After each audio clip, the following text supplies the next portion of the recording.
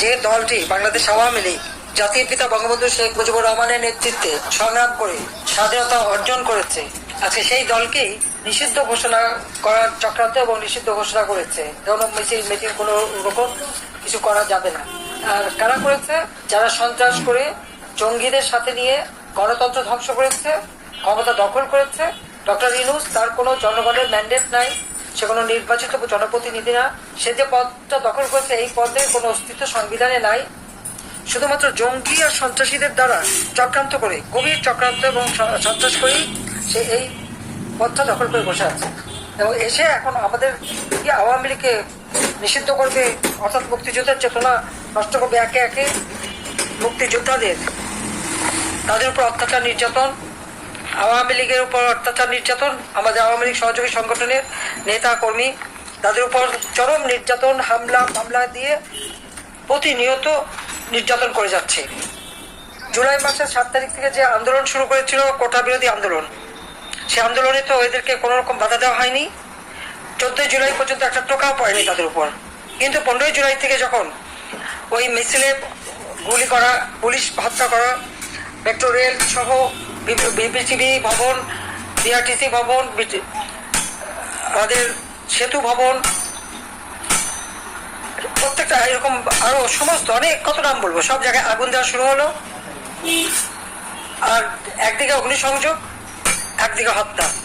450 মতন থানাতে আগুন দেওয়া, অস্ত্র লুট করে নিয়ে যাওয়া এবং সেই সাথে হত্যাকাণ্ড ঘটানো। পুলিশকে মেরে পা বেঁধে ঝুলে রাখা, আওয়ামী লীগের নেতাদের মেরে, কর্মীদের মেরে পা বেঁধে ঝুলে রাখা, যুবলীগের এক নেতা তাকে মেরে পা বেঁধে ঝুলে রাখার মতো এই ধরনের অমানবিক কাজগুলি তারা করেছে।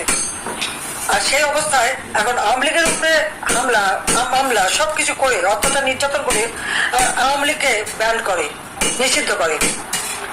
এইরকম একটা অরাজক পরিস্থিতি। এরা নাকি বৈষম্য বিরোধী আন্দোলন নিয়ে এসেছে। তো বৈষম্য বিরোধীরা তো এখন বৈষম্য সৃষ্টি করছে। উচ্চ আদালত সেই রামদা, চাপাতি, চাইনিজ কোরাল, লাঠি সোটা অস্ত্র নিয়ে চিফ জাস্টিসের এজলাস এবং চিফ জাস্টিসের বাসা আক্রমণ, তিনি পদত্যাগ করে চলে গেছেন। এর মধ্যে অনেকগুলি জজ সাহেবকে তারা জোর করে পদত্যাগ করিয়েছে। স্কুল থেকে নিয়ে শুরু করে ইউনিভার্সিটি পর্যন্ত শিক্ষকদের উপর জুলুম, তাদেরকে জোর করে পদত্যাগ করানো হয়েছে। ছাত্রছাত্রীরা শিক্ষকদের অপমান করে, বেয়াদবি করে, মানে একটা জাতিকে, আমরা একটা জেনারেশনকে তারা ধ্বংস করে দিচ্ছে, বেয়াদব করে দিচ্ছে। যারা এইভাবে মানুষের সাথে দুর্ব্যবহার করতে পারে, নিজের শিক্ষককে অপমান করতে পারে, তাদের ভবিষ্যৎটা কি? ওই আওয়ামী লীগের আমলে তো এরকম ছিল না। আওয়ামী লীগ যতক্ষণ ক্ষমতায় ছিল তখন তো প্রত্যেকটা জায়গায় ডিসিপ্লিন ছিল, পড়াশোনা ভালোভাবে চলছিল, সেশন জট ছিল না, নিয়মিত পাবলিক সার্ভিস কমিশনের পরীক্ষা হতো। আর এখন তো পরীক্ষার মেলাই নাই। শিবিরের লোক কারা, বিএনপি মাস্তান কারা, তাদের চাকরি দিয়ে দিচ্ছে। পুলিশের পোশাক পরিয়ে অথবা র্যাবের পোশাক পরিয়ে তাদের দিয়ে কাজ করাচ্ছে। তার মানে আওয়ামী লীগের নেতা কর্মীদের হয়রানি, অত্যাচার নির্যাতন করে যাচ্ছে। প্রতিটি জায়গায় অনিয়ম, বিশৃঙ্খলা। একটা রাষ্ট্র পরিচালনা করার মতো যে যোগ্যতা, সে যোগ্যতাটুকু এই লোকটার নাই। নিজের ক্ষমতা দখলের জন্য জঙ্গিদেরকেই সাথে নিয়েছে, জঙ্গিদের দ্বারা চক্রান্ত করে, ষড়যন্ত্র করে ক্ষমতা দখল করেছে। এখানে কোনো গণঅভ্যুত্থানও ছিল না, জনগণও ছিল না। এটা তো ইউনূস নিজেই বলেছে। বিল ক্লিন্টনের অনুষ্ঠানে যখন গেছে, তার ক্লিন্টন ফাউন্ডেশন, সেখানে তো মঞ্চে দাঁড়িয়ে খুশি মনে বললো যে কোনো জনগণ না, ছাত্ররা কেউ যায় না, কোনো লিডারও ছিল না। এই আন্দোলন হয়েছে মেটিকুলাস ডিজাইনের মাধ্যমে, মাস্টারমাইন্ড দ্বারা।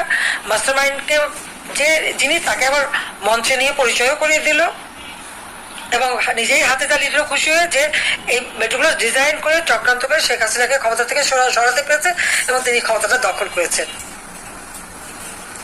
তো এই যে ক্ষমতা দখলকারী অবৈধভাবে, ইউনূসের কি কোনো জনগণের ম্যান্ডেট আছে? তার কি সাংবিধানিক কোনো ভিত্তি আছে? তো সে কি করে আওয়ামী লীগের মতো রাজনৈতিক দল, যে দল আমরা এখনো জনগণের ভোটে নির্বাচিত প্রতিনিধি, আমাদেরকে কিভাবে সে এই দলটাকে ব্যান করে? এত সাহস থেকে পায়? যে দল স্বাধীনতা এনে দিল, যে দল অর্থনৈতিক উন্নতি দিল, যে দল মানুষের জীবনের শান্তি নিরাপত্তা দিয়েছে, আওয়ামী লীগের আমলে একটা লোক তো না খেয়ে কষ্ট পেত না। যে সমস্ত এলাকায় দুর্ভিক্ষ হতো, প্রত্যেকটা এলাকা তো আমি দুর্ভিক্ষ মুক্ত করে দিয়েছিলাম। তাই জনগণের স্বার্থে